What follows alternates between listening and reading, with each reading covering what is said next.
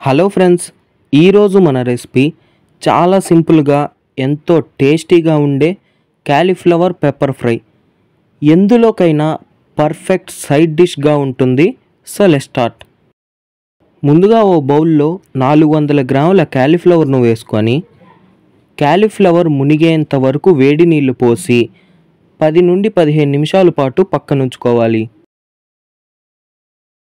ఇప్పుడు ప్యాన్లో 1 table spoon మిరియాలు, 1 టీ స్పూన్ సోంపు, అర టేబుల్ స్పూన్ జీలకర్ర, ఓ చిన్న ముక్క పట్ట, 3 యాలకులు వేసి లో ఫ్లేమ్లో 2 నిమిషాల పాటు వేపుకొని అందులోనే 1 టీ స్పూన్ గసాలు వేసి చిటపటమన్నాక తీసి మిక్సీ జార్లో వేసుకొని మెత్తని పొడిగా మిక్సీ పట్టుకొని పక్కనుంచుకోవాలి.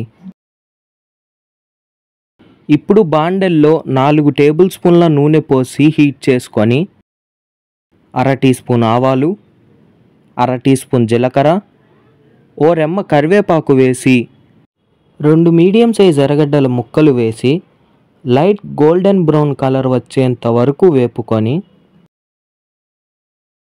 ఎర్రగడ్డ వేగాక 1 టీ స్పూన్ అల్లం వెల్లుల్లి పేస్ట్ వేసి పచ్చివాసన పోయేంత వరకు వేపుకొని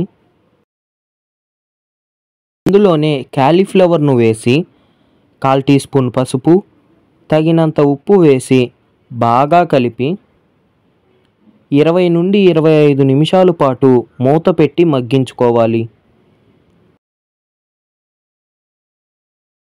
20 నిమిషాల తర్వాత మూత తీసి ముందుగా మిక్సీ పట్టుకున్న పొడి వేసి బాగా కలిపి